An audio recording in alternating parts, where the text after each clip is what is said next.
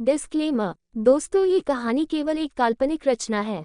इसका वास्तविक जीवन से कोई भी संबंध नहीं है। कृपया आप कहानियों को केवल मनोरंजन की दृष्टि से ही सुने। साथ ही अगर यह चैनल नॉवल स्टोरी 2.6 पर पहली बार आए हैं तो सब्सक्राइब और वीडियो को भर भर लाइक करना ना भूलें। धन्यवाद। एपिसोड 51 ने उसे देखा और उसने अपने कदम पीछे लेने चाहे, लेकिन कृतिका ने मजबूती से उसका हाथ पकड़ लिया और इसके साथ ही वह राजेंद्र का आशीर्वाद लेने के लिए एकदम से झुक गई।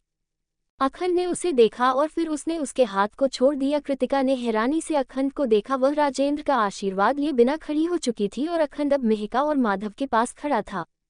मेहिका और माधव ने जैसे ही अखंड को वहां देखा, एक पल के लिए उनका पूरा शरीर कांप उठा, लेकिन अखंड बिना किसी भाव के झोंका और उसने शिविन के चेहरे पर अपना हाथ रख दिया।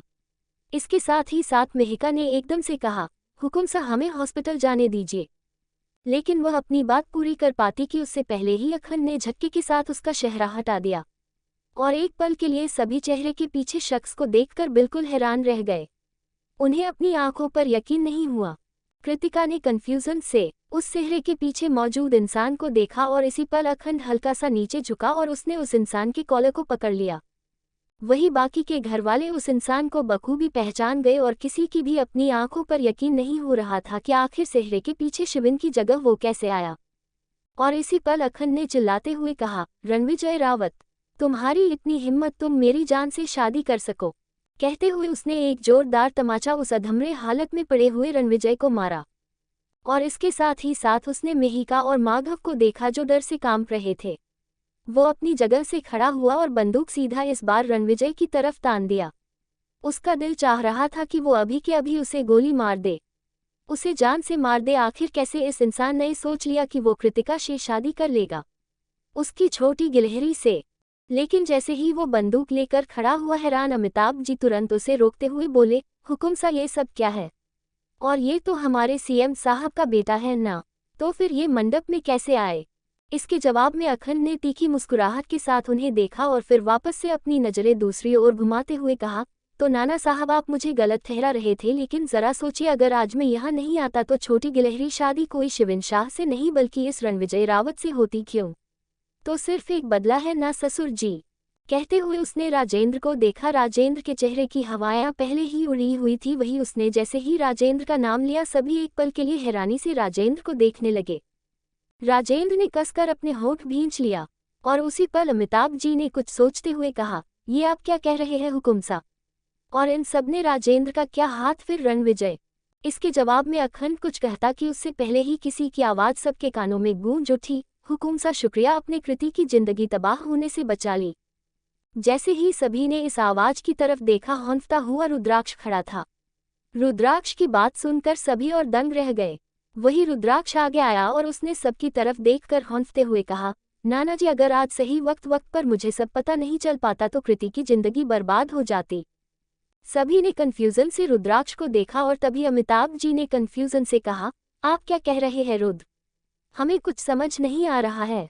ये सुनते ही रुद्राक्ष ने अखंड को देखा और फिर कहा, नाना जी, ये खैर मनाए कि मुझे ये सारी चीजें पता चल गई और मैंने हुकुम सा को इस बारे में बताया और कहा कि वो जाकर कृतिका की शादी किसी तरह भी तुड़वा दे। कहते हुए वो अखंड की तरफ पलटा जिसके चेहरे के एक्सप्रेशन सख्त थे। वो वापस से रणविजय पर गोली चलाने वाला था, लेकिन तभी दादासा ने कहा, हुकुम सा, उन्हें मारने की जरूरत नहीं, उन्हें हमें अस्पताल में भर्ती कराना चाहिए। मैं नहीं चाहता धनुष के साथ हमारी दुश्मनी और बड़ी हो। कहते हुए उन्होंने अखंड को देखा। अखंड एक पल के लिए उन्हें देखता रहा लेकिन कुछ कहा नहीं। राजेंद्र ने सबका पॉइंट खुद पर से हटवा हुआ महसूस करके एक सुकून की सांस ली। करीब 2 घंटे बाद कमरे का दरवाजा खुला और घूंघट के जोड़े में बैठी कृतिका ने बेचैनी से अपनी नजरें उठाई। वो उस वक्त घूंघट में थी और घूंघट खोलते ही उसकी नजरें सामने से आ रही अश्विनी पर पड़ी। अश्विनी को देखते ही कृतिका ने कुछ रहते की सांस ली और तभी अश्विनी उसकी तरफ बढ़ते हुए बोली, भाभी सा, मैं आपको दूध का ग्लास देने आई थी। वो आज आपकी शादी की पहली रात है तो आप इसे भाई सा को अपने हाथों से देना। उसने अपने हाथों में पके हुए उस दूध की ग्लास को टेबल में रखा और कृतिका को देख मुस्कुराते हुए वहां से चली गई। वही उसके जाते ही कृतिका ने बेचैनी से अपनी घूंघट उठाए और आसपास कमरे को देखा। कमरा पूरा फूलों की खुशबू से महक रहा था। कमरे में जगह जगह पर कैंडल जल रही थी और साथ ही साथ हल्की रोशनी थी, जिससे कमरा काफी रोमांटिक और खूबसूरत नजर आ रहा था। कृतिका की सांसें कमरे को देखकर फूल रही थी। उसे अपना दिल एक अजीब सी बेचैनी में डूबा हुआ महसूस हो रहा था। उसने अपने दिल पर हाथ रखा और खुद से कहा, हे महादेव जी, प्लीज हमें हिम्मत दीजिए, हमें बहुत घबराहट हो रही है। आज फाइनली पूरी तरह से हम हुकुमसा की हो गए, लेकिन हमें समझ नहीं आ रहा है कि हमें हुकुमसा का सामना कैसे करेंगे। उसने खुद से कहा, लेकिन तभी उसे कुछ याद आया और इसके साथ ही उसने खुद से कहा, लेकिन हुकुमसा गए तो गए कहाँ? उन्हें बहुत चोट लगी थी। दादासा ने उन्हें हॉस्पिटल जाने को कहा तो उन्होंने हॉस्पिटल जाने से भी मना कर दिया और कहीं चले गए। और वहीं दूसरी तरफ लिविंग में कियारा आहान दोनों डर झुकाए सोफे पर बैठे हुए थे और दादासा दादीसा गुस्से से उन्हें घूर रहे थे। साथ ही वर्चस्व का चेहरा भी डरा हुआ था। उसे भी घबराहट हो रही थी कि अभी अभी उनके साथ दादीसा और दादासा क्या करने वाले हैं। अमिताभ से दादासा ने बात करने कियारा की विदाई भी करवा ली थी और मीडिया में ये बात बुरी तरह फैल गई थी कि भरी महफिल में राजपूताना खानदान के पोते ने अग्रवाल खानदान की नातिन से शादी कर ली है। और कियारा और आहान भी बिल्कुल किसी बच्चों की तरह जिद में अड़े हुए थे कि नहीं, उन्हें साथ ही रहना है, वो अलग नहीं रहेंगे, जिस वजह से मजबूरन कियारा की भी विदाई करानी पड़ी। लेकिन अब वहाँ का माहौल काफी ठंडा था। दादासा दोनों को घूर रहे थे और पूरे लिविंग के चिक्कार काट रहे थे। तभी आहान ने वर्चस्व के बाजुओं को खींचा और कहा, वर्चस्व भाई साहब, मैं सच बता रहा हूँ, अगर मुझे दादासा ने जरा सा भी डांटा ना तो न मुझसे बुरा कोई नहीं होगा आपके लिए, समझे आप? उसने ये बात धीरे से लेकिन घबराहट के साथ कहा, जिस पर वर्चस्व ने उसे घूरा, फिर कहा, ये प्लान तुम्हारा खुद का था, तुम इसके लिए मुझे ब्लेम नहीं कर सकते। इससे आगे वो कुछ कह पाता कि उससे पहले ही दादासा उनकी तरफ पलटते हुए बोले, आहान कियारा, आप दोनों अलग अलग कमरे में रहेंगे क्योंकि आज आप दोनों ने जो किया है वो सिर्फ और सिर्फ बचपना है और हम नहीं चाहते फ्यूचर में इस बात से कभी कोई दिक्कत हो। अभी आप दोनों को एक दूसरे को समझने की जरूरत है और उसके बाद उस रिश्ते में आगे बढ़ने की, उन्होंने कहा। और उन्होंने अपने कदम कमरे की तरफ जाने के लिए बढ़ा दिए, लेकिन आहान और कियारा ने जैसे ही उनकी बात सुनी उन्हें एक जोर का झटका लगा। दोनों एक पल के लिए तो एक दूसरे का चेहरा देखने लगे, लेकिन तभी आहान उनके पीछे आते हुए बोला, लेकिन दादासा, हम तो अब पति पत्नी है, तो फिर हम ऐसे अपने रिश्ते में आगे क्यों नहीं बढ़ सकते? वो और आगे जा पाता कि उससे पहले ही दादासा ने उसे गुस्से वाली नजरों से घूर कर देखा, फिर कहा, आपने अपनी मर्जी से शादी कर ली, लेकिन आप हमारी इतनी सी बात तो मान ही सकते हैं। और अगर नहीं मानना चाहते तो कोई बात नहीं, बेशक से मत मानिए, लेकिन याद रखिएगा इसके बाद आप हमारी नाराजगी को दूर नहीं कर सकते। कहते हुए वो चले गए और आहान बस मुंह खोले उनकी बात सुनता रह गया। उसे एहसास था उसने क्या गलती की है और उसे भी ये भी एहसास था कि दादासा और दादीसा उससे क्यों नाराज है, लेकिन वो अभी कुछ नहीं सोचना चाहता था। असल में तो वो ये चाहता था कि बस किसी भी तरह उसकी और कियारा की शादी हो जाए और दोनों एक हो जाए। वो अपनी फीलिंग्स नहीं जानता था कि वो कियारा से प्यार करता है या नहीं, लेकिन कियारा की फीलिंग्स वो जानता था, वो उससे प्यार करती थी। और वो ये बिल्कुल नहीं चाहता था कि जिस तरह फहीरा के जाने के बाद उसका दिल टूटा है, बिल्कुल उसी तरह उसके दूर जाने पर कियारा हट हो, क्योंकि उसे मालूम था दिल टूटने का दर्द सबसे बुरा दर्द होता है। और वो टूटी हुई कियारा को और नहीं तोड़ सकता था, बल्कि वो उसे जोड़ना चाहता था। उसे उससे हमदर्दी थी और उस हमदर्दी ने कब उस पर अपने रंग छोड़ने शुरू कर दिए वो खुद नहीं जानता था। शायद दिल टूटने की वजह से वो कियारा की तरफ अट्रैक्ट होता चला गया था, लेकिन अट्रैक्शन थोड़ा नहीं बहुत था। वो उसके लिए कुछ भी कर सकता था और कियारा की आखिरी ख्वाहिश थी कि आहान की हो जाए। उसे पहली नज़र में आहान से प्यार हुआ था और आहान वो वाहिद शख्स था जिसे कियारा के ब्रेन ट्यूमर के बारे में मालूम था, और एक यही वजह थी जो वो उसके साथ आगे बढ़ना चाहता था, क्योंकि उसे अब यकीन आ गया था कि हीरा के प्यार में तिल तिल तड़पना बेकार है, वो उसे कभी नहीं मिलने वाली।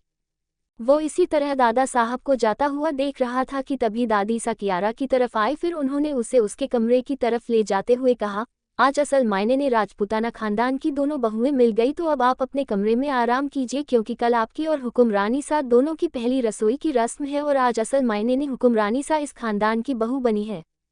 कियारा बिना कुछ कहे उनके साथ चली गई। उसे एम्बेरेसमेंट फील हो रहा था। आहान ने उनके जाते ही एक गहरी सांस भरी और फिर वर्चस्व की तरफ देखकर दूसरे कमरे में चला गया। और ये लम्हा था जब वर्चस्व के चेहरे की मुस्कुराहट एकदम से गायब हो गई। वो अपने कमरे की तरफ बढ़ते हुए खुद में ही बड़बड़ाया, I am really sorry Ahira, मैं तुम्हें तुम्हारा आहान नहीं दे पाया, बट आई प्रॉमिस तुम्हारी जिंदगी में उससे भी अच्छा कोई आएगा जो तुम्हें उससे भी ज्यादा प्यार करेगा, क्योंकि मेरा बच्चा इस रिश्ते में कदम तुमने अपने पीछे लिया था और आखिरकार आहान तुमसे दूर हो गया। कहते हुए वो अपने कमरे में आया जहां परेशान सी अश्विनी इधर उधर टहल रही थी। वर्चस्व ने उसे पीछे से गले लगाते हुए कहा, क्या हुआ प्रेमिका, आज तुम कुछ परेशान लग रही हो। ये सुन अश्विनी कुछ पल सोचती रही, फिर एकदम से वर्चस्व तरफ देखकर बोली, वर्चस्व जी, आहिरा। आहान भाई सा ने भाभी सा की कजिन से शादी कर ली, लेकिन अब आहिरा का क्या? वो दोनों प्यार करते थे ना। तो फिर अचानक से, उसने घबराते हुए कहा, और एक पल के लिए वर्चस्व उसका चेहरा देखता रहा, फिर उसने उसे वापस अपनी बाहों में भरते हुए कहा, ज्यादा मत सोचो, सब ठीक हो जाएगा। अश्विनी कुछ नहीं कह पाए और चुप हो गई। वहीं दूसरी तरफ उसी मजार के अंदर अखंड इस वक्त बिल्कुल उसी जगह बैठा हुआ था जहां उस दिन वो घुटनों के बल बैठा था। उसके सर पर सफेद रंग की रुमाल बंधी थी और वो अभी भी उन्हीं कपड़ों में था, बस फर्क इतना था कि उसने ऊपर से जैकेट डाल रखी थी जिससे उसकी शर्ट में लगे सारे खून नजर नहीं आ रहे थे। और उसने मुंह भी धो लिया था, जिस वजह से उसके मुंह का खून भी साफ हो चुका था, लेकिन उसके माथे में लगे कट्स और से बेइंतहा खून आ रहा था। वो बिल्कुल भी सही हालत में नहीं था, लेकिन उसे यहाँ आना था और वो यहाँ जबरदस्ती आया था। उसके साथ राणा और उसके बॉडीगार्ड्स भी थे, लेकिन वो उसके साथ अंदर नहीं आए थे। वही अखंड ने अपने दोनों हाथों को फैलाया और इस बार एक बार फिर से उसकी आंखों में आंसू आ गए, लेकिन आज खुशी के आंसू थे। उसने अपनी आंखें को साफ करते हुए दुआ के लिए हाथ फैलाते हुए कहा, मैंने तुझसे उसे मांगा, तूने मुझे उसे दे दिया, और आज इसलिए मैं यहाँ सबसे पहले तुझे शुक्रिया अदा करने आया हूँ। उसने कहा और आंखें बंद की तो उसकी आंखों से कतरा भर आंसू आ गया। उसने आगे कहा, लेकिन मैं आज तुझसे वादा करता हूँ, उसे हर वो खुशी दूंगा जिसकी हकदार है। उसकी आंखों में कभी आंसू नहीं आने दूंगा। कहते हुए उसने झुककर एक बार मजार के जमीन को चूमा और फिर सीधा खड़ा हो गया। वो सही से चल नहीं पा रहा था, लेकिन फिर भी वो चलते हुए वहां से बाहर आया और कुछ ही देर में वो अपने कमरे में बाहर खड़ा था। उसने दरवाजे के लॉक पर अपना हाथ रखा और इसके साथ ही कृतिका के कानों में कुछ तेजी से गिरने की आवाजें गूंज गई। एपिसोड 52। अखंड के साथ राणा और उसके बॉडीगार्ड्स भी थे, लेकिन वो उसके साथ अंदर नहीं आए थे। वही अखंड ने अपने दोनों हाथों को फैलाया और इस बार एक बार फिर से उसकी आंखों में आंसू आ गए, लेकिन आज खुशी के आंसू थे। उसने अपनी आंखें को साफ करते हुए दुआ के लिए हाथ फैलाते हुए कहा, मैंने तुझसे उसे मांगा, तूने मुझे उसे दे दिया, और आज इसलिए मैं यहाँ सबसे पहले तुझे शुक्रिया अदा करने आया हूँ। उसने कहा और आंखें बंद की तो उसकी आंखों से कतरा भर आंसू आ गया। उसने आगे कहा, लेकिन मैं आज तुझसे वादा करता हूँ, उसे हर वो खुशी दूंगा जिसकी हकदार है। उसकी आंखों में कभी आंसू नहीं आने दूंगा। कहते हुए उसने झुककर एक बार मजार के जमीन को चूमा और फिर सीधा खड़ा हो गया। वो सही से चल नहीं पा रहा था, लेकिन फिर भी वो चलते हुए वहां से बाहर आया और कुछ ही देर में वो अपने कमरे में बाहर खड़ा था। उसने दरवाजे के लॉक पर अपना हाथ रखा और इसके साथ ही कृतिका के कानों में कुछ तेजी से गिरने की आवाजें गूंज गई। अब आगे कृतिका ने जैसे ही इस आवाज को सुना वो बिल्कुल दंग गई। उसने वापस से अपने सर पर घूंघट डाल लिया था, लेकिन अगले ही लम्हे उसने अपने घूंघट को अपने सर से दूर किया और सामने का नजारा उसके लिए बिल्कुल हैरानी गुण था। वह बेहद हैरानी के साथ जमीन पर गिरे हुए अखंड को देख रही थी। अगले ही लम्हे वह तकरीबन में दौड़ते हुए बिस्तर से उठी और सीधा भागते हुए अखंड के करीब आए। हुकुम सा, क्या हुआ है आपको? कहते हुए वह पंजों के बल जमीन पर बैठी और उसने अखंड के चेहरे को थपथपाना शुरू किया। इस पर अखंड पूरी तरह से बेहोश नहीं हुआ था, उसकी आंखें हल्की हल्की खुली थी। उसने हल्की खुली आंखों के साथ कृतिका को देखा और फिर धीरे से कहा, छोटी गिलहरी, I love you very much जान। और इसके साथ ही उसकी आंखें पूरी तरह से बंद हो गई। कृतिका बिल्कुल जोर से रोते हुए चिल्ला पड़ी, हुकुम सा उठिए ना। करीब 4 घंटे के बाद सुबह के 3 बजे अखंड की आंखें हल्की हल्की करके खुलने लगी। उसने अपनी आंखों को बेहद बारीकी के साथ खोला और इस पल उसके कानों में किसी की मंद आवाज पड़ी, हुकुम सा, आपको होश आ गया। और इसके साथ ही साथ अखंड को एहसास हुआ जैसे वह इस वक्त कमरे के बेड पर सोया हुआ है, और यह एहसास करते ही उसने अपने दोनों हाथों को ऊपर की तरफ उठाया और अपने सर को पकड़ लिया। इस वक्त उसका सर काफी हल्का महसूस हो रहा था। उसने हल्की हल्की अपनी आंखें खोली और दूसरे ही पल उसे अपने सामने बैठी हुई कृतिका नजर आई। कृतिका अभी भी बिल्कुल दुल्हन की तरह उसी जोड़े में सजी हुई थी, बस फर्क इतना था कि वह इस वक्त उसके चेहरे पर हल्की हल्की मायूसी, परेशानी और घबराहट सारी चीजों की झलक थी। अखंड बिस्तर से उठने की कोशिश करते हुए धीरे से बोला, जान, तुम अभी तक जाग रही हो और तुमने अभी तक कपड़े क्यों नहीं बदले? उसकी आवाज को सुनकर कृतिका की आंखों में आंसू आ गया। उसने तुरंत अखंड को कंधे से पकड़कर बिस्तर पर अच्छी तरह से बिठाते हुए कहा, हुकुम सा, आपको मालूम है, आप जैसे ही कमरे में आए वैसे ही आप बेहोश हो गए थे। हम कितना ज्यादा घबरा गए थे आपको मालूम भी है। हम डर गए थे। वह किसी छोटे बच्चों की तरह शिकायत कर रही थी और अखंड के चेहरे पर एक नन्ही सी मुस्कुराहट आ गई। उसने उसे इस मुस्कुराहट के साथ देखा और फिर उसकी कलाई को पकड़ अपने करीब खींचते हुए कहा, अच्छा तुम परेशान हो गई थी, लेकिन क्यों? क्या तुम्हें मेरी फिक्र हो रही थी? उसने अनजान बनते हुए कहा, जिस पर कृतिका एक पल के लिए उसे देखती रही और दूसरे ही पल उसने बिल्कुल धीमी आवाज में कसमसाते हुए कहा, आपको मालूम है डॉक्टर अंकल ने क्या कहा? डॉक्टर अंकल ने कहा कि सुबह ही आपकी सर्जरी हुई थी, अस्पताल में आपको गोलियां लगी थी, लेकिन सर्जरी होने के बाद जब आपको होश आया तो आप तुरंत बाद ही कहीं चले गए थे और कहीं जाने के बाद आपकी हालत एक बार फिर से ऐसी थी और आप वैसे ही हालत में वहां आए थे। हुकुम साहब, आप हमें बताएंगे कि आपको गोलियां कैसे लगी थी और गोलियां लगने के बाद जब सर्जरी के बाद आप कहाँ गए थे और फिर आपकी हालत एक बार फिर से वैसी कैसे हो गई थी? उसने उसे मासूमियत के साथ सवाल किया, जिस पर अखंड एक पल के लिए उसका चेहरा देखता रहा।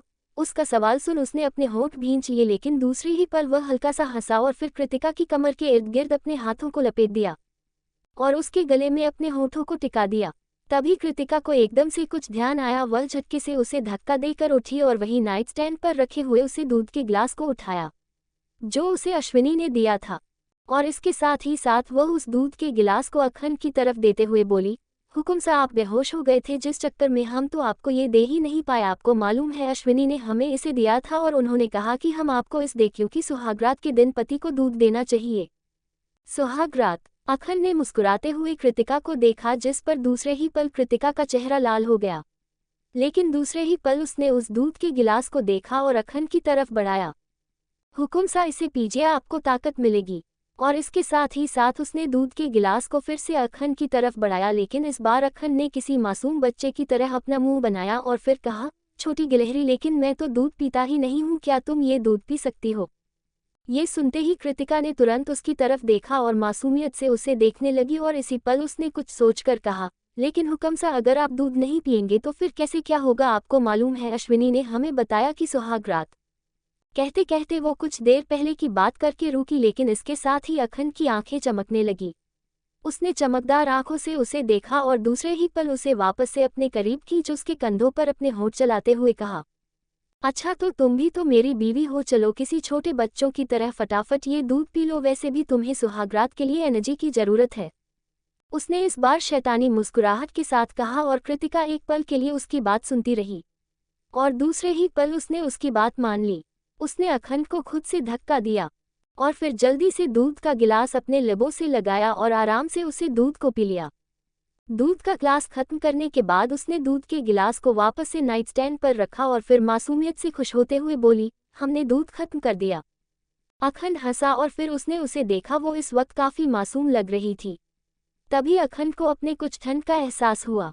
उसने दूसरे ही पल अपनी नज़रें अपनी बॉडी पर डाली और उसे एहसास हुआ कि वो इस वक्त शर्टलेस है और ये एहसास करते ही उसने खुद के ऊपर ब्लैंकेट खींच ली। उसे ठंड लग रही थी। मिस्टर हस्बैंड, आपने तो मेरी मुंह दिखाई की ही नहीं और ना ही मुझे कोई गिफ्ट दिया जैसे मूवीज में होता है। और इस पल अखंड के कानों में किसी की मासूम और बहुत ही प्यारी सी आवाज़ सुनाई पड़ी। जैसी ही आवाज़ को सुनाई पड़ी, एक पल के लिए वह अपना होश खो बैठा। उसने दूसरी लम्हे अपनी आंखें सिकुड़ते हुए अपने सामने देखा और उसकी आंखें बिल्कुल फटी की फटी रह गई। कृतिका इस वक्त बेहद मासूमियत के साथ अपने कमर पर अपने दोनों हाथों को रखकर उससे ये चीज़ कह रही थी और बीच बीच में वह पलकें बेहद बारीकी के साथ बार बार झपका रही थी। अखंड को खुद को ऐसा देखा पाकर कृतिका ने दूसरे ही पल अपनी उंगलियों को अपने गालों के बीच में क्यूट तरीके से धंसाते हुए कहा, हुकुम सा, हम आपसे कुछ पूछ रहे हैं। आपने हमारे मुंह दिखाई भी नहीं की और ना ही हमें तोहफा दिया जैसा फिल्मों में होता है। हमने सीरियल्स में देखा है, सीरियल्स में मुंह दिखाई होती है, उसके बाद तोहफे दिए जाते हैं, लेकिन आपने हमें पहली बार भी तोहफा नहीं दिया था और इस बार भी नहीं दे रहे हैं। आप कंजूस है। कहते हुए उसने अपने दोनों हाथों को अपने सीने पर बांधा और अखंड से अपना चेहरा फेर लिया। अगले ही लम्हे अखंड के दिमाग में कुछ एकदम से क्लिक हुआ और इसके साथ ही साथ उसने हैरानी से रितिका को देखकर कहा, आर यू ड्रंक? लेकिन कृतिका ने उसका कोई जवाब नहीं दिया। अगले ही लम्हे अखंड की नज़र उस दूध के गिलास पर गई और उसे सारा मामला समझ आ गया। और यह समझ आती एक पल के लिए उसने अपने सर को पकड़ लिया। उसे समझ आ गया था कि दूध में नशे की गोलियां मिलाई गई है या नशे की गोलियां मिलाई गई थी, लेकिन वह दूध तो अखंड को देने के लिए था, तो फिर नशे की गोलियां किसने मिलाई थी? दूसरे ही लम्हे उसके दिमाग में एकदम से आया। और इसी पल उसे सबसे पहला ख्याल वर्चस्व का आया। वर्चस्व का ख्याल आते ही उसके चेहरे पर एक शैतानी मुस्कुराहट आ गई। उसने खुद से कहा, दुश्मन ना करे, दोस्त ने वो काम किया है, वह वर्चस्व, आज तुमने मुझे खुश कर दिया, वेल डन, उसने कहा। और इस पल अखंड को जैसे अपने गले पर कुछ चुभता हुआ महसूस हुआ। उसने हैरानी के साथ अपनी नजरें फेरी और दूसरे ही पल उसकी आंखें और बड़ी हो गई। कृतिका ने उसके गर्दन पर फोल्क चुभाया हुआ था। अखंड ने बेहद हैरानी के साथ उसे देखा और हकलाते हुए कहा, छोटी गिलहरी, यह क्या कर रही हो तुम, मुझे चोट लग जाएगी। लेकिन कृतिका ने उसे फोल्क को अखंड पर हल्का हल्का प्रेस करते हुए हल्के गुस्से से कहा, हुकुम सा, हम आपसे कह रहे हैं कि हमारे मुंह दिखाए आपने नहीं किया, आपने हमें कोई तोहफा नहीं दिया, लेकिन आप कोई जवाब नहीं दे रहे हैं, अब हम आपको जान से मार डालेंगे। कहते हुए उसने फोल्क को अखंड की गर्दन पर चुभाया और दूसरे ही पल अखंड की चिक निकल गई। ए छोटी गिलहरी, चुभ रहा है, उसने चिल्लाते हुए कहा। कृतिका ने अपनी पकड़ को फोल्क से हल्का ढीला किया और फिर दूसरे ही पल उसने मासूमियत से कहा, हुकुम सा, हमारी मुंह दिखाए आपने नहीं की। और इसके साथ ही साथ उसने उसे फोल्क को जमीन पर फेंका और कुछ दूर जाकर सीधा फर्श पर अपने पैरों से अलती पालती मारकर बैठ गई। उसका लहंगा पूरा फर्श पर फैल गया। उसने अपने दोनों हाथों में अपने चेहरे को छुपाया और अगले ही लम्हे अखंड के कानों में उसके सीसकने की आवाजें गूंजने लगी। मुझे सिसक कर रो रही थी और अखंड हैरानी से बस उसे रोता हुआ देखता रह गया। अगले ही लम्हे वह फुर्ती से अपनी जगह से खड़ा हुआ और उसकी तरफ बढ़ते हुए बोला, छोटी गिलहरी, क्यों रो रही हो। लेकिन कृतिका ने रोते हुए अपने हाथों को जमीन पर पटकते हुए इस बार कहा, भगवान जी, हमारे पति बहुत बुरे हैं, हमारे पति बहुत बुरे हैं, उन्होंने हमारे मुंह दिखाए नहीं कि उनसे हमारी 2 वर्ष शादी हो गई, लेकिन इन 2 बार शादी में उन्होंने हमें एक भी गिफ्ट नहीं दिया, भगवान जी, हमारे पति कहते हुए वह एक बार फिर से सिसकिया के साथ रोने लगी। अखंड ने इस बार हैरानी से उसे देखा और तुरंत झुकने लगा, लेकिन तभी उसे अपनी पीठ पर बेहद तेज दर्द का एहसास हुआ। उसने अपने होंठ भींच लिया और दूसरे ही लम्हे वह उसके करीब झुका। उसने उसके चेहरे को अपने हाथों में लिया और फिर कहा, जान शटअप, तुम रो क्यों रही हो, डॉन तीक राय ओके तारानकन, उसने घबराते हुए पूछा, जिस पर कृतिका ने इस बार टिमटिमाती आंखों के साथ उसे देखा और दूसरे ही पल उसने फिर से रोते हुए कहा, हमें हमारे मुंह दिखाई दीजिए, हमें हमारे मुंह दिखाई दीजिए, वरना हम कहते हुए वह कुछ सोचने की कोशिश करने लगी और दूसरे ही पल पर उसके दिमाग में कुछ क्लिक हुआ और उसने तुरंत कहा, भगवान जी, हमें दूसरा पति दे दो, हुकुम सा बुरे है, और हुकुम सा आपने हमारी मुंह दिखाई नहीं करी तो हम शिवन से शादी कर लेंगे, नहीं तो रणविजय रावत से शादी कर लेंगे, नहीं तो हम रुद्राक्ष भैया। इससे आगे वह कुछ कह पाती कि उससे पहले ही अखंड और उसके होठों को अपने होठों से लॉक कर दिया। कृतिका की बोली उसके गले में ही अटक कर रह गई। नशे में होने की वजह से उसे तो ये मालूम नहीं था कि अभी उसके साथ क्या हो रहा अधिक, लेकिन जो भी हो रहा रहा, उसे अपने पेट में कुछ बटरफ्लाइज उड़ रहे थे, उसे अच्छा लग रहा था। वही अखंड उसे काफी डीप और पैशनेट किस कर रहा था। कृतिका भी नशे में होने की वजह से बहक चुकी थी। थोड़ी देर में वो उसके गालों पर अपने होठ को सरकाते हुए बोला, तुम्हें कोई दूसरा पति नहीं मिलेगा, तुम सिर्फ मेरी हो और मैं सिर्फ तुम्हारा, ऑल राइट। कहते हुए उसने होठ उसके गर्दन पर चलने लगी, लेकिन तभी कृतिका ने काफी हिम्मत जोड़कर उसे खुद से दूर करने की कोशिश कर कसमसाते हुए बोली, लेकिन आपने हमारी मुंह दिखाई नहीं की और फिर हमें गिफ्ट नहीं दिया। वो उससे दूर हुआ और फिर गौर से उसके चेहरे को देखते हुए कहा, ठीक है, तुम बिल्कुल नई नवेली दुल्हन की तरह बिस्तर पर बैठो, मैं सारी लाइट्स में ऑफ कर रहा हूँ और वापस से कैंडल जला रहा हूँ, फिर मैं कमरे के बाहर जा रहा हूँ और मैं बिल्कुल किसी नए नवेले दूल्हे की तरह अंदर आऊंगा, तुम शर्माओगी, फिर मैं तुम्हारी मुंह दिखाई करूंगा, तुम्हें गिफ्ट दूंगा, ओके। हमें सीन को रिक्रिएट करेंगे, ठीक है, एनी प्रॉब्लम। एपिसोड 53। थोड़ी देर में वो उसके गालों पर अपने होठ को सरकाते हुए बोला, तुम्हें कोई दूसरा पति नहीं मिलेगा, तुम सिर्फ मेरी हो और मैं सिर्फ तुम्हारा, ऑल राइट। कहते हुए उसने होठ उसके गर्दन पर चलने लगी, लेकिन तभी कृतिका ने काफी हिम्मत जोड़कर उसे खुद से दूर करने की कोशिश कर कसमसाते हुए बोली, लेकिन आपने हमारी मुंह दिखाई नहीं की और फिर हमें गिफ्ट नहीं दिया। वो उससे दूर हुआ और फिर गौर से उसके चेहरे को देखते हुए कहा, ठीक है, तुम बिल्कुल नई नवेली दुल्हन की तरह बिस्तर पर बैठो, मैं सारी लाइट्स में ऑफ कर रहा हूँ और वापस से कैंडल जला रहा हूँ, फिर मैं कमरे के बाहर जा रहा हूँ और मैं बिल्कुल किसी नए नवेले दूल्हे की तरह अंदर आऊंगा, तुम शर्माओगी, फिर मैं तुम्हारी मुंह दिखाई करूंगा, तुम्हें गिफ्ट दूंगा, ओके। हमें सीन को रिक्रिएट करेंगे, ठीक है, एनी प्रॉब्लम। जैसे ही कृतिका ने अखंड की बात सुनी, दूसरे ही लम्हे उसकी आंखों में चमक नजर आने लगी। उसने चमकदार आंखों के साथ अखंड को देखा और दूसरे ही लम्हे उछलते हुए कहा, हुकुम सा, क्या आप सच कह रहे हैं? क्या सच में हम फिर से वह सब कर सकते हैं? क्या आप फिर से हमारे मुंह दिखाई कर सकते हैं? क्या सच में आप हमें तोहफा देंगे? कृतिका की बात सुनते ही अखंड ने उसे देखा और फिर मुस्कुराते हुए उसके गालों पर अपना हाथ रखकर कहा, यस छोटी गिलहरी, मैं तुम्हारी मुंह दिखाई कर सकता हूँ। और यह सुनते ही कृतिका की खुशी का ठिकाना नहीं रहा। वह जल्दी से अपनी एड़ियों के बल खड़ी हुई और उसने जल्दी से अखंड के गालों को बारी बारी से चूम लिया। और इसके साथ ही साथ वह बिल्कुल पीछे की तरफ हो गई और अखंड एक पल के लिए अपनी जगह पर बिल्कुल किसी बर्फ की तरह जाम रह गया था। उसे बिल्कुल भी उम्मीद नहीं थी कि कृतिका इस वक्त ऐसी हरकत करेगी। उसने अगले ही लम्हे अपने गाल पर हाथ रखा और उसके चेहरे पर एक मीठी सी मुस्कुराहट आ गई। उसने कृतिका को देखा जो सोफे पर पड़ा हुआ अपना घूंघट उठाकर अपने सर पर डाल रही थी। ये देखते ही वह खुद में मुस्कुराया और फिर वह अपने कपबोर्ड की तरह बढ़ते हुए खुद में ही मुस्कुरा कर बोला, इडियट लड़की। और यह कहते वक्त वह अपने कपबोर्ड में चला गया।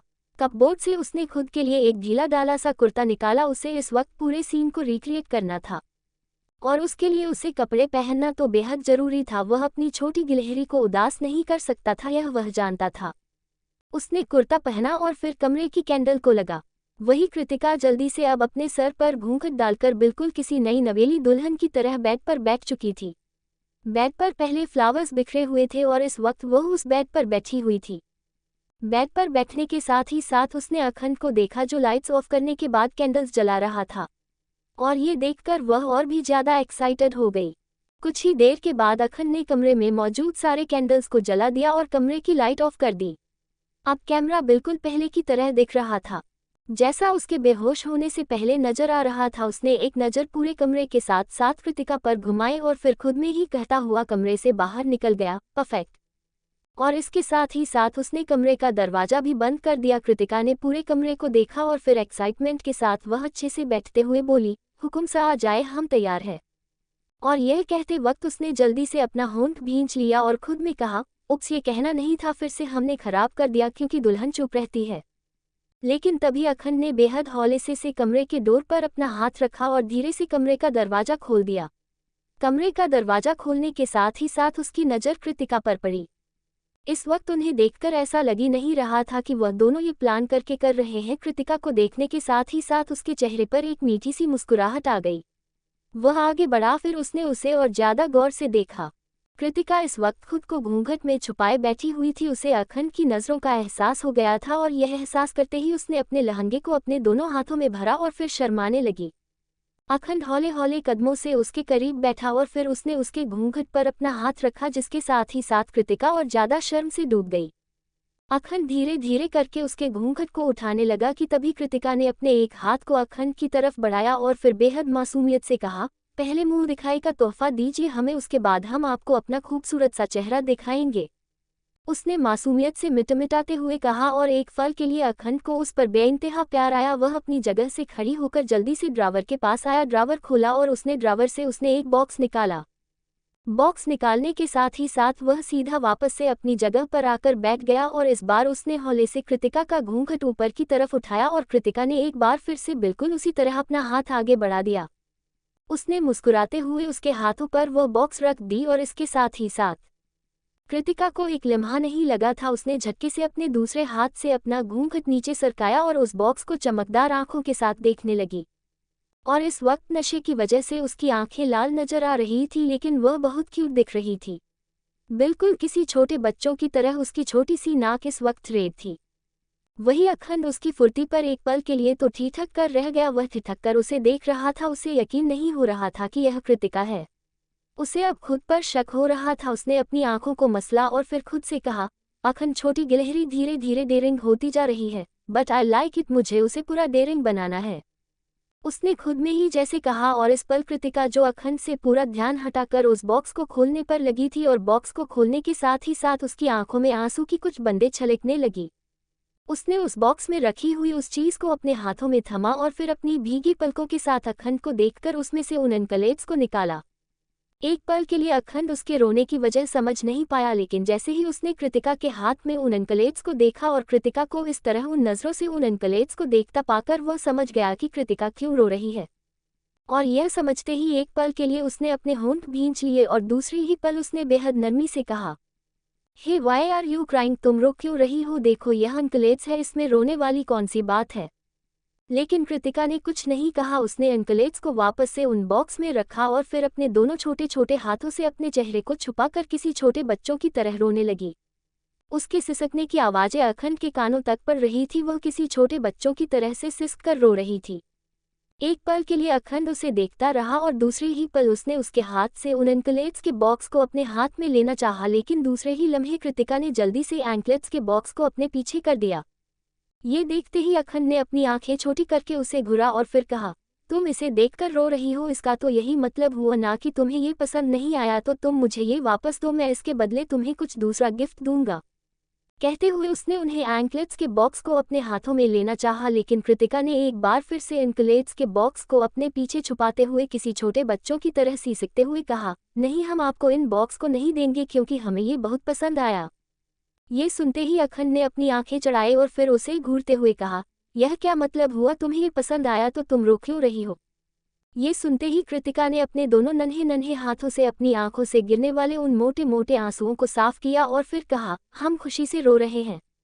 मतलब? अखंड के मुंह से बेख्तियार निकला और उसने उसे भांपने की कोशिश की, लेकिन वह इसमें नाकामयाब रहा। और उसके सवाल को सुनते ही कृतिका ने उसे देखा और फिर वापस से अपनी आंखों में नमी लिए हुए कहा, हमें पहली बार किसी ने गिफ्ट दी है, इसीलिए हमें बस रोना आ गया। और यह कहकर एक बार फिर से बोल पड़ी। एक पल के लिए अखंड की सांस मानो जैसे एकदम से थम गई थी। उसने एक गहरी सांस भरी और आगे बढ़कर उसके हाथ से उन एंकलेट्स को अपने हाथों में लिया और फिर उसके पैरों को सीधा करते हुए कहा, रुको, मैं तुम्हें इसे पहना देता हूँ। कृतिका ये सुनते ही और ज्यादा खुशी से पागल हो गई। उसने दूसरे ही लम्हे चुप होते हुए अपने पैरों को जल्दी से बेड पर फैलाया और अखंड उन्हें एंकलेट्स को बड़े ही प्यार से निकालकर उसके पैरों में पहनने लगा। कुछ ही देर में अखंड ने उसके दोनों पैरों में एंकलेट्स को पहनाया और झुककर बारी बारी से उसके दोनों पैरों के तलवों को चूम लिया। और ये देखते ही कृतिका को एक अजीब सी गुदगुदी का एहसास हुआ और उसने अपने पैर को पीछे खींचते हुए हंसते हुए कहा, हुकुम सा, ये क्या कर रहे हैं आप? और यह कहते वक्त उसका सर एक बार फिर से बेहद तेजी से घूम, नशे का असर अब ज्यादा हो रहा था। अब तक वह काम नशे में थी, लेकिन अब उसके चेहरे को देखकर अंदाजा लगाया जा सकता था कि नशा अब उसका बढ़ चुका था। वही अखंड जिसकी आंखों में न जाने क्या नजर आ रहा था, पता नहीं वह खुद समझ नहीं पा रहा था। वह आगे बाद उसने उसे अपनी गोद में उठाया और फिर उसे ले जाकर ड्रेसिंग के पास बैठा दिया। इसके साथ ही साथ वह बिना किसी भाव के उसके शरीर से हर एक ज्वेलरी को अलग करने लगा।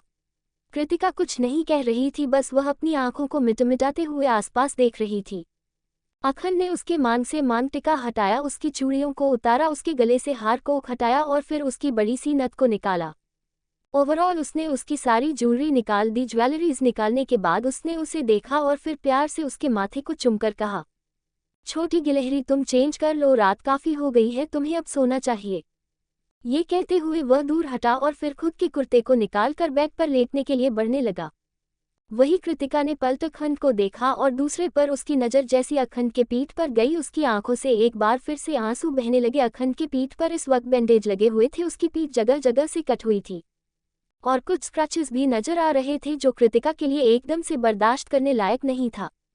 वही अखंड के कानों में जैसे ही एक बार फिर से उसके रोने की आवाज पड़ी, उसने हल्के से पलटकर उसे देखा और दूसरी ही पल उसने अपना सर हिलाते हुए कहा, छोटी गिलहरी, प्लीज तुम रो क्यों रही हो? ये तुम्हारी हेल्थ के लिए अच्छा नहीं है, तुम जानती हो ना तुम प्रेग्नेंट हो। उसने आखिरी में जैसे उसे याद दिलाया, लेकिन कृतिका अपनी जगह घर से खड़ी हुई और उसकी तरफ कदम कदम बढ़ाते हुए बोली, हुकुम सा, लेकिन आप हमें बताएं आपको यह चोट कैसी लगी, वरना हम आपसे बात नहीं करेंगे। हम आपकी पत्नी हैं ना, और हमने सुना है पति और पत्नी अपने हर एक चीज़ को शेयर करते हैं, इसीलिए आप अपनी यह बात हमसे शेयर कीजिए, वरना हम आपसे नाराज हो जाएंगे। उसने कहा और अखंड एक पल के लिए उसकी आंखों में देखकर रह गया। इस वक्त उसकी आंखों में बहुत कुछ था और उन आंखों में अखंड खो जाना चाहता था। वह आगे आया, उसने प्यार से उसके चेहरे को अपने हाथों में भरा और उसके माथे पर एक बार फिर से अपने होठों को रखते हुए बोला, छोटी गिलहरी, मुझे मेरी मॉम मिल गई। कहकर वह उससे दूर हुआ और सीधा क्लोजेट की तरफ चला गया। एक पल के लिए कृतिका जो नशे में थी वह उसकी बात को समझ नहीं पाए और दूसरे ही पल उसके चेहरे पर बड़ी सी स्माइल आ गई। क्या हुकुम सा की मॉम वापस मिल गई? क्या सच में हुकुम सा की मॉम मिल गई? वह खुद में ही उछलते हुए बोली कि तभी उसे बेहद गर्मी का एहसास हुआ और इस एहसास के साथ ही साथ उसने अपने गार्डन के इर्द गिर्द अपने हाथों को फेरा और फिर खुद में ही तड़पते हुए कहा, ओ भगवान जी, हमें इतनी गर्मी क्यों लग रही है? यहाँ तो ऐसी चालू है ना, तो फिर हमें गर्मी क्यों लग रही है भगवान जी? कहते हुए वह अब अपने हाथों को अपनी गर्दन के इर्द गिर्द अपने हाथों को मूव करने लगी, लेकिन उसे बेंतल गर्मी लग रही थी और चंद लम्हे लगे थे उसे एक की टेम्परेचर में भी उसके माथे से पसीने की बूंदें छलकते हुए। इस बीच उसने अपने लहंगे का दुपट्टा खुद से एकदम तड़प के आलम में अलग किया और सीधा फर्श पर फेंक दिया।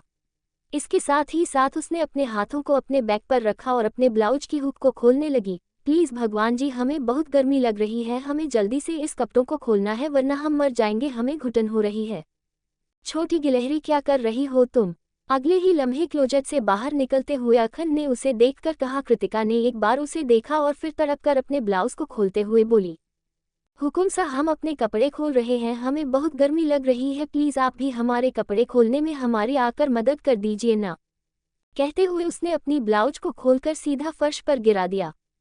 एक पल के लिए अखंड उसके उस अपर नेक बॉडी को बस मुंह खोले देखता रह गया और दूसरे ही पर उसके चेहरे पर एक शैतानी मुस्कुराहट आ गई। वह कदम कदम उसकी तरफ बढ़ा और फिर उसके लहंगे की डोरी पर अपने हाथ को रखकर उसे खोलते हुए तिरछी मुस्कुराहट के साथ बोला, you will regret it in the morning.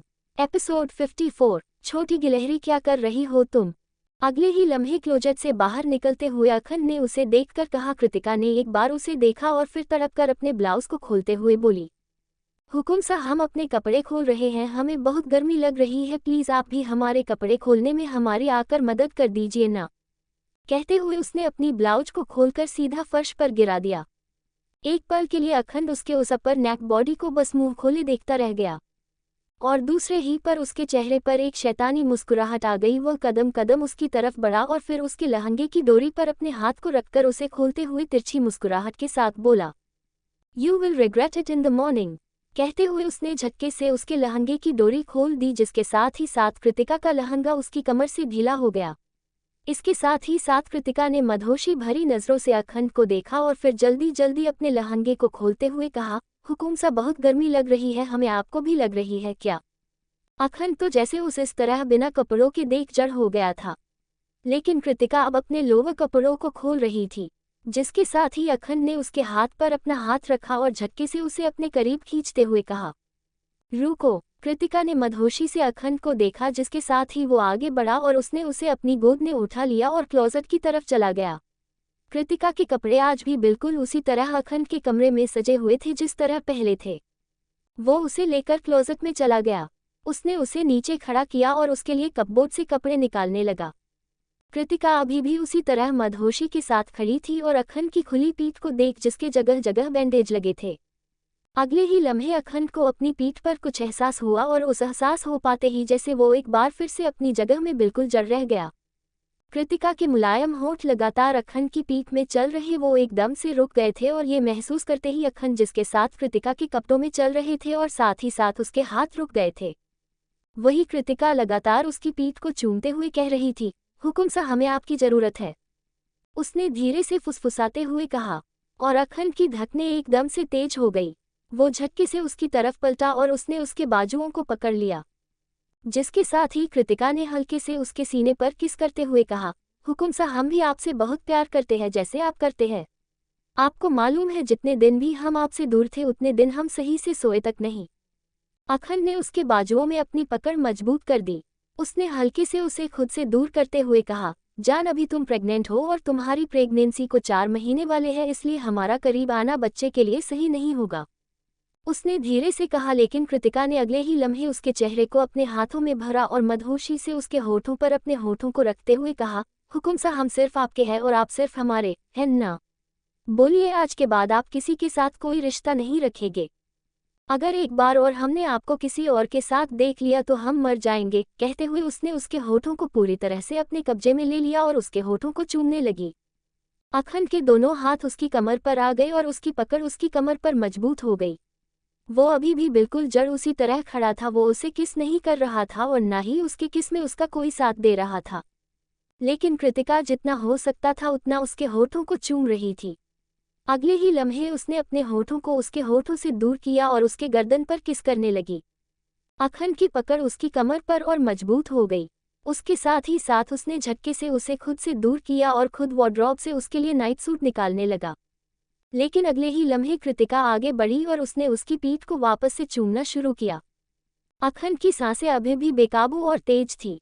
लेकिन वो जानता था उसे खुद को कंट्रोल करना है क्योंकि वो प्रेग्नेंट थी और उसकी प्रेगनेंसी को अब 4 महीने होने वाले थे। लेकिन इस वक्त कृतिका को जो कंडीशन थी वो जानता था। वार्डरोब से नाइट ड्रेस निकालने के बाद वो सीधा उसे गोद में उठाकर कमरे में ले आया और फिर नाइट सूट को बेड में रखकर वो उसे लेकर वॉशरूम में चला गया। वो जानता था इस वक्त उसे हॉट शॉवर की ज़रूरत है। वॉशरूम में आने के बाद उसने उसे सीधा गर्म पानी के बाथटब में बैठा दिया और खुद उसके पीछे जाकर धीरे धीरे उसकी पीठ पर मसाज देने लगा। कृतिका नशे में थी और पानी में आते ही उसे एक अलग सा सुकून मिलने लगा था। उसने अपनी आंखें बंद कर रखा था और धीरे धीरे वो अखंड की मसाज की वजह से नींद की आगोश में जाने लगी थी। कुछ ही देर में अखंड को कृतिका की सांसें गहरी होती हुई महसूस हुई। जिसके साथ ही उसने उसे देखा तो वो सो चुकी थी। इस वक्त उसके चेहरे पर दुनिया जहां की मासूमियत नजर आ रही थी और वो दिखने में भी किसी अप्सरा से कम नहीं लग रही थी। अखंड अपने आप को इस बार रोक नहीं पाया। उसने झुककर उसके माथे में अपने होठों को रख दिया और इसके साथ ही कुछ ही देर में वो उसे लेकर वॉशरूम से बाहर आया। इस वक्त वो खुद सही कंडीशन में नहीं था, लेकिन उसकी छोटी गिलहरी की वो इतना तो कर ही सकता था। थोड़ी देर में ही उसने उसे नाइट सूट पहनाया और फिर उसे अपनी बाहों में ले बेड में लेट गया। आज कितने दिनों के बाद वो उसके सीने से लगे हुई थी, वो उसकी बाहों में थी। वो इस वक्त जितना सुकून महसूस कर रहा था सिर्फ वही जानता था। उसने एक बार फिर से उसके माथे को चूमा और कहा, आई लव यू मेरी छोटी गिलहरी। कहते हुए उसने उसे और मजबूती से अपनी बाहों में भर लिया। उसने ये सोचा नहीं था कि उसे कभी ये सुकून वापस से उसे नसीब होगी, लेकिन वो सुकून उसे वापस से मिल गई थी। लोग सही ही कहते हैं, गलती ना करने वाले से ज़्यादा बड़ा गलती करके उसे तौबा करके सही रास्ते में आने वाला होता है। और आज की दुनिया तो ऐसी थी जहां कोई परफेक्ट नहीं होता, तो वो कैसे परफेक्ट हो सकता था। वो जानता था आज की रात उसे नींद नहीं आने वाली थी, आती भी कैसे। उसके सामने उसका सुकून था, उसकी मोहब्बत थी जिसके लिए वो तड़प रहा था। क्या से क्या बन गया था। अगली सुबह कियारा को एहसास हुआ जैसे किसी ने उसे मजबूती से अपनी बाहों में भरा हुआ है। ये एहसास करते ही कियारा को एक झटका लगा। उसने जल्दी से अपनी आंखें खोली और आंखें खोलते अपने जस्ट बगल में उसे अपनी बाहों में भरकर सो रहे आहान को देख बड़ी हो गई। वो एक पल के लिए तो अपनी जगह से हिल नहीं सकी। वो इस वक्त बहुत ही गौर से उसके चेहरे को देख सकती थी और देख रही थी। आज पहली बार था जब उसने इतने करीब से उसे देखा था। तभी उसे एहसास हुआ जैसे आहान जाग रहा है। ये एहसास करते ही उसने जल्दी से अपनी नज़रें उससे हटाई और आसपास देखते हुए उस पर चिढ़कर एकदम से बोली, मिस्टर आहान आप यहाँ क्या कर रहे हैं?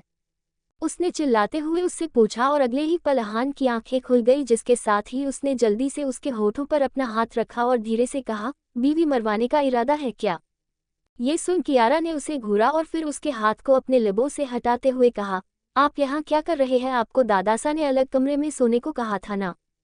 उसने चिढ़ते हुए पूछा, जिसके जवाब में आहान ने उसकी कमर के इर्द गिर्द अपना हाथ लपेटते हुए उसके होठों के करीब बढ़कर कहा, बेबी अभी इन सब बातों का वक्त नहीं है, चलो ना, हमने तो अपनी सुहागरात भी नहीं मनाई, इसलिए सुहाग सुबह मना लेते हैं। कहते हुए वो उसके होठों की तरफ बढ़ने लगा, लेकिन तभी कियारा ने उसके होठों पर अपना हाथ रख उसे खुद से दूर कर चिढ़ते हुए कहा, दूर रहिए मुझसे, अपने अभी तक ब्रश भी नहीं किया और बड़ा चले मुझे किस करने। आहान ने जैसे ही कियारा के मुंह से ये बात सुनी उसके चेहरे के हाव भाव बदल गए। उसने उसके हाथ को अपने होठों से हटाया और उसे घूरते हुए कहा, किस करने पर तुम्हें एतराज हो रहा है? और सोच को जब पूरी रात तंग करूंगा तो तुम्हारा क्या होगा? ये सुनते ही कियारा के चेहरे पर अजीब से भाव आ गए। उसने उसे घूरा और बेड से उतरते हुए बोली, अभी के अभी दफा हो जाए यहाँ से, वरना मैं शोर कर दूंगी।